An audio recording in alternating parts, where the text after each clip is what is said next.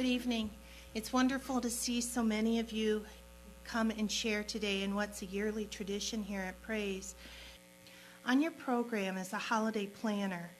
To the left is a holiday job list, followed by the questions. Do you know why you do it? Does it matter where you do it? Does it matter when it is done? Does it matter how it is done? Does it matter who does it? And do you want to change it? You can go through the list and decide what traditions to keep and what traditions to keep or to put on hold, or what traditions you might want to do differently.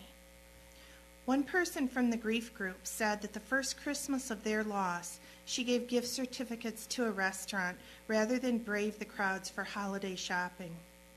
Another found entertaining and business parties to be too much for her. People understand if you say, "I'm not up to that this year."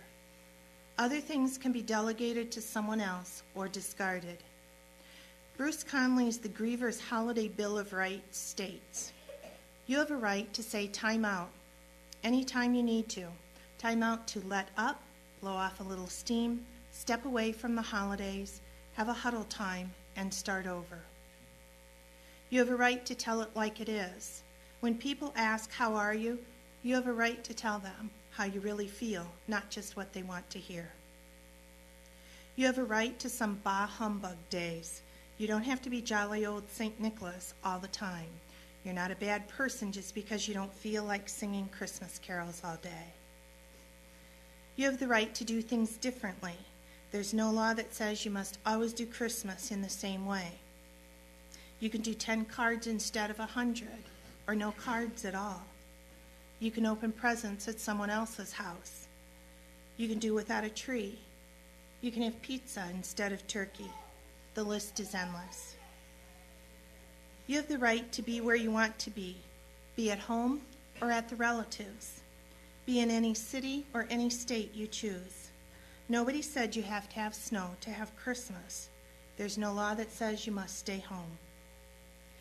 You have a right to have some fun. When you have a day that isn't so bad and you feel like doing something just for fun, then do it.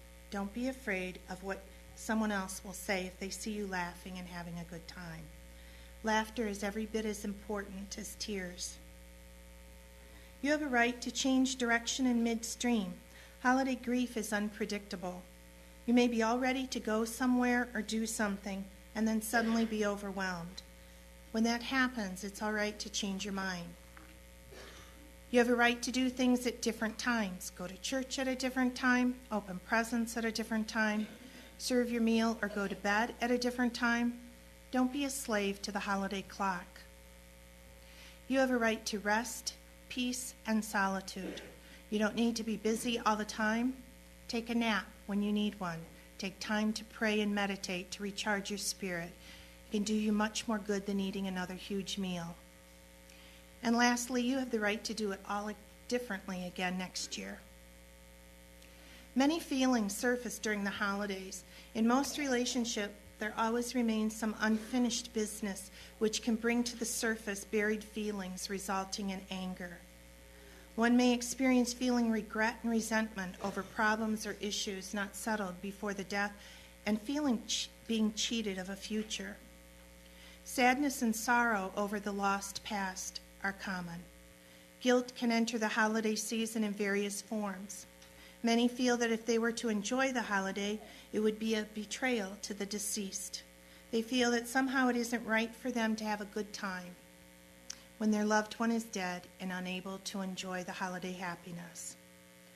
Avoidance can often be expressed as, "I wish Christmas wouldn't come this year," or "Holidays don't mean anything to me anymore." A better plan than trying to avoid the discomfort is to accept the pain. Healing begins when pain is squarely faced, moved into, and dealt with. Out of possible choices for the holidays, there are negative choices and positive choices. Here are just a few examples. A negative choice would be, "I'm not going to do anything this year." The positive choice would be, "I'm going to carefully plan this holiday." "No one understands my sorrow." Or, "They also have hidden sorrow, and if nothing else happens, just being together will be a comfort." I will pity myself. I will not be happy. Or, I will focus on others in the meaning of the special day. I will help bring happiness to the occasion. There's just too much to do. I can't handle it all. I'll do some delegating. It's okay for others to help in the preparations. I don't even feel like shopping this year. Or, I'll focus on what needs to be done, not on what can't be done. I don't even know where to get started. I'll make a to-do list, and that will help me get started. I just don't think I can get through the season. I'll take it one day at a time. Here are some other tips to help with the grief. The best way to work through the grief is just to talk about it. Talk to a family member, a friend, or join a support group like the one here at Praise. Write a letter to your lost loved one. Tell them how you feel and how their loss has affected you. Ask forgiveness for any trespass. Give forgiveness to them and say goodbye. Plant a lasting memorial in your loved one's honor. Watching a tree or a plant grow bigger year after year gives you something to remember your loved one by. Make a photo album honoring your loved one. Support a cause that was close to your loved one. Start a hobby. Learn to knit, play an instrument, dance, or other activity. Take a class. Learn something new while easing your grief.